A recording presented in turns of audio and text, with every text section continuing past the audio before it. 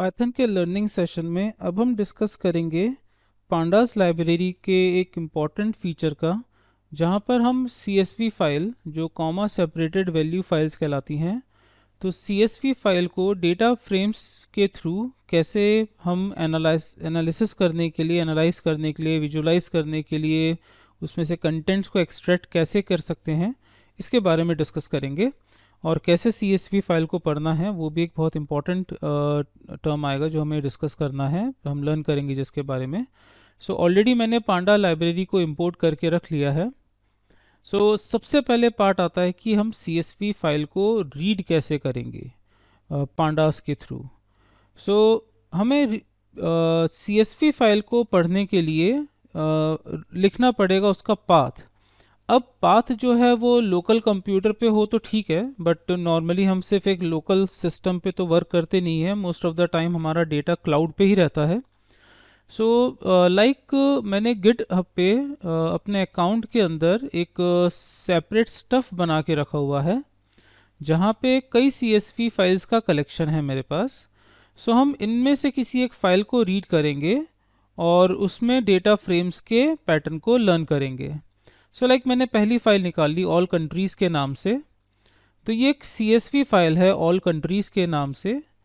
GitHub पे हमें option मिलता है, एक ऑप्शन रोज के नाम से, रॉ डेटा। तो अब हम रॉ डेटा का पाथ दरअसल कॉपी करेंगे और उस रॉ डेटा का मतलब है CSV। ये तो ग्रिड मोड पे दिख रहा है हमें पूरा, बट अगर मैं रॉ पे क्लिक करूं तो मुझे पूरा डेटा एक plain comma separated value mode पे नज़र आ रहा है। यही डेटा हमें लेकर आना है और उसको रीड करना है एज अ CSV। तो मैंने इसका रॉ डेटा का पाथ कॉपी कर दिया है। और अब चलते हैं कोलैब के पास और पांडा लाइब्रेरीज के थ्रू इस रॉ डेटा की फाइल को क्लाउड से रीड करना है। हमने लिखा कमांड एक्सप्लेनेशन wget, जो कि पांडा लाइब्रेरी का कमांड नहीं है, ये कोलैब का कमांड है, पाइथन का कमांड है, जो कि हेल्प करता है डेटा को क्लाउड से एक्सट्रैक्ट करके आपके टर्मिनल पे लाने के लिए। हमने पूरा पाथ मेंशन कर दिया। ये मेरा रॉ डेटा का पाथ था जो हमने ऑल कंट्रीज डॉट CSV था, उसका रॉ डेटा का पाथ है पूरा, और हमने किया एग्जीक्यूट पर क्लिक।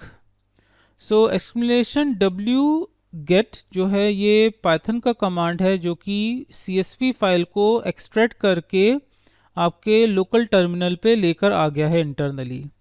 अब हम ऑल कंट्रीज डॉट CSV को ईजिली रीड कर सकते हैं with the help of panda library.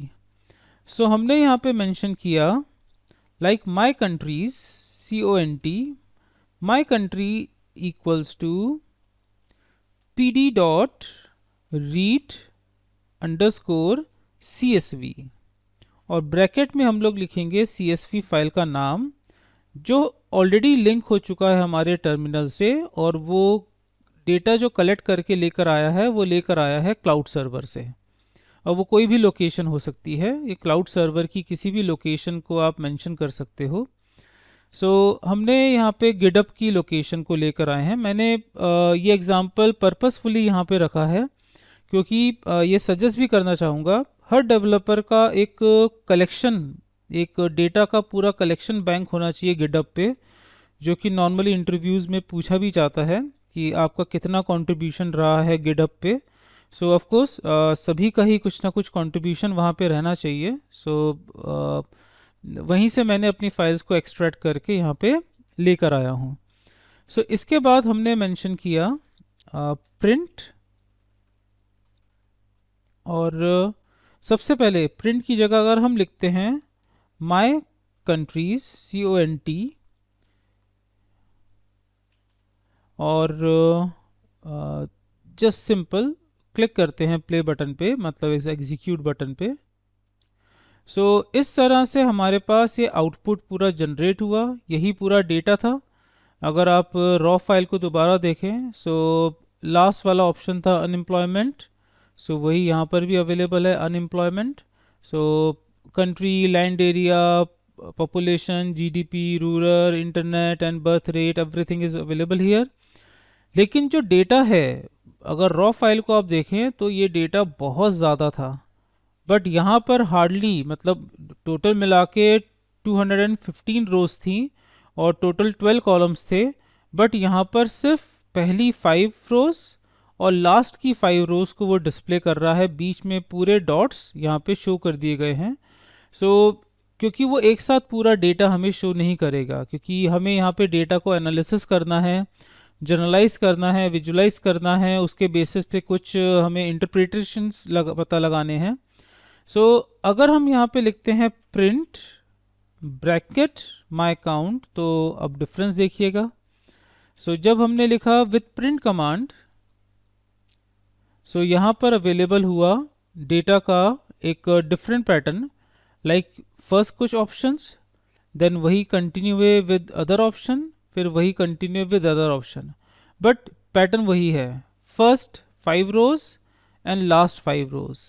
दरअसल ये हेड और टेल कमांड का ही प्रोसेस है। कभी भी CSV में आपको जब आप प्रोसेस करेंगे, तो अगर आपके डेटा 5 रोज से अबव हैं तो वो एक साथ पूरा डेटा नहीं दिखाएगा, वो आपको ऑप्शंस में डेटा दिखाएगा। फिर हम पे डिपेंड करेगा कि हमें उसमें से कितना डेटा एक्सट्रैक्ट करना है, कितना डेटा को व्यू करना है। फॉर एग्जाम्पल नेक्स्ट हमने लिया, जो कि काफ़ी इंपॉर्टेंट कमांड है, हमने लिया है माई कंट्रीज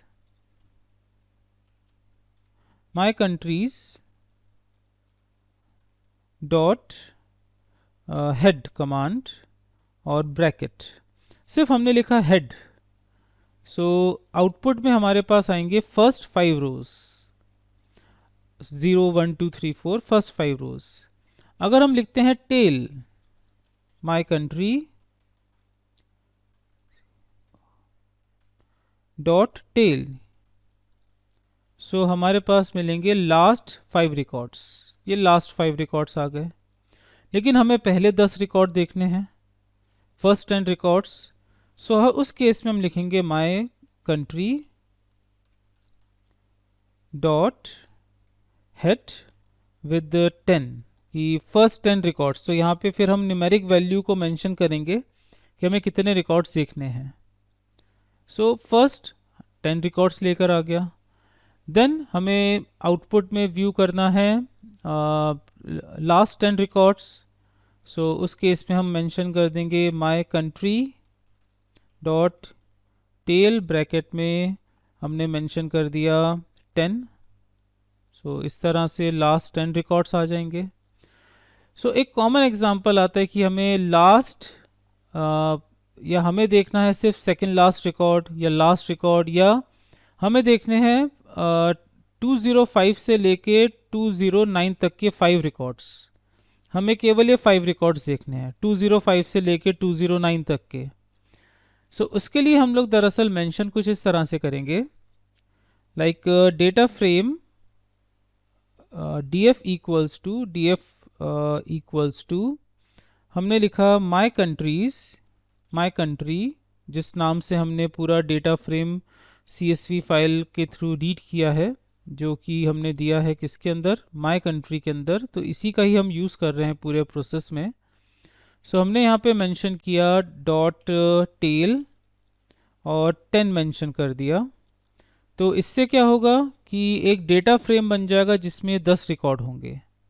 अब हम इस टेल में से, इस डेटा फ्रेम में से पहले 5 रिकॉर्ड फेच करेंगे हेड के थ्रू।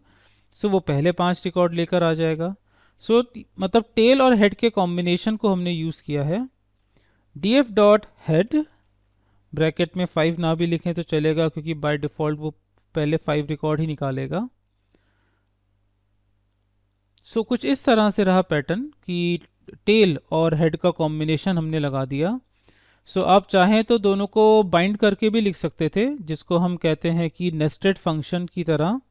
लाइक हमने लिखा my countries dot tail dot head, और ब्रैकेट में हेड को कितना डेटा मिलना है। सो हमने लिखा my country dot tail 10। So my countries के टेल में से 10 रिकॉर्ड्स फेच करो, और फिर जो 10 रिकॉर्ड्स फेच हुए हैं, ये ऐसे मेंशन नहीं करेंगे हम लोग, डॉट कंटिन्यू होगा, एक्चुअली ये नेस्टेड नहीं, डॉट हेड 5। जो टेल में से, मतलब माय कंट्रीज के टेल में से जो 10 रिकॉर्ड फेच हुए हैं, ये दरअसल चेनिंग है, मैंने पहले गलत प्रोनाउंस कर दिया, नेस्टेड नहीं है, ये चेनिंग कमांड है। चेन बन रहा है, पहले टेल में से 10 रिकॉर्ड बाहर निकालो और फिर लास्ट के और हेड के थ्रू फर्स्ट 10 रिकॉर्ड्स शो कर दो। सो सेम आउटपुट जनरेट होना चाहिए एग्जैक्टली। सो एक चेनिंग इफेक्ट है जो कि यहाँ पे हमने मेंशन किया है टेल और हेड के कॉम्बिनेशन से। सो कुछ इस तरह से हम एक्सट्रैक्ट करते हैं डेटा, किसके थ्रू, डेटा फ्रेम के थ्रू। अब हमें रिकॉर्ड नंबर 186 देखना है।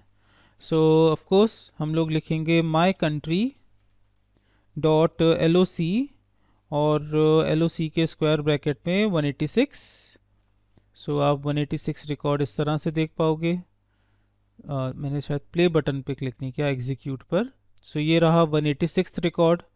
अब आपको 186 से 190 तक के रिकॉर्ड देखने हैं, तो आप मेंशन करेंगे यहाँ पर माई country dot LOC square bracket के अंदर 186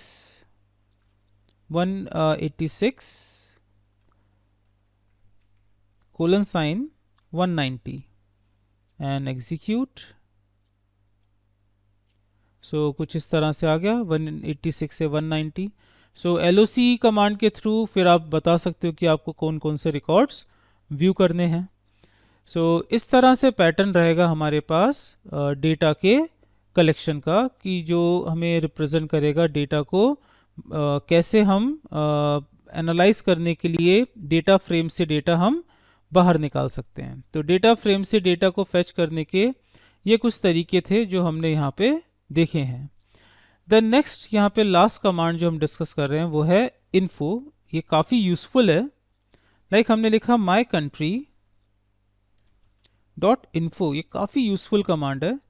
दरअसल ये आपको डेटा टाइप्स के बारे में पूरी इंफॉर्मेशन देगा कि जो कॉलम्स हैं उनका टाइप क्या है, कौन सा न्यूमेरिक है, कौन सा नॉन न्यूमेरिक है। लाइक यहाँ पे कंट्री दिख रहा है इज एन ऑब्जेक्ट, जो कि बेसिकली स्ट्रिंग है। स्ट्रिंग यहाँ पे ऑब्जेक्ट के रूप में लिखा जाएगा, और बाकी जो है सब वो फ्लोटिंग पॉइंट 64 बिट के थे। और नॉन नल मतलब उनमें ब्लैंक डेटा नहीं रह सकता, वो नॉट नल की तरह ही है, नॉन नल। सो डेटा टाइप्स हैं फ्लोटिंग 64 आपके 11 है, देन ऑब्जेक्ट 1 है, मेमोरी यूजेज कितना हुआ है, 100 किलोबाइट्स यूज़ हुआ है, number of columns, not null count कितने हैं, डेटा टाइप्स क्या है, टोटल नंबर ऑफ रोज कितनी है 0 से लेके 214, टोटल 215 एंट्रीज हैं, टोटल कॉलम्स कितने हैं 12 कॉलम्स हैं, क्लास कौन सी है इसकी, pandas dot code dot frame data frame, ये पूरा इसका क्लास का पाथ दिख रहा है। सो इन्फो बेसिकली इसका पूरा मेटा डेटा है, डेटा डिक्शनरी है इसकी पूरी, जो कि पूरा डिस्क्राइब कर रहा है कि आपका जो डेटा फ्रेम है उसका स्ट्रक्चर क्या है। सो आई थिंक ये पूरा आपको क्लियर हुआ। तो इस तरह से हम लोग CSV फाइल को कन्वर्ट करते हैं डेटा फ्रेम पे और फिर उसके साथ करते हैं डेटा का इंटरेक्शन।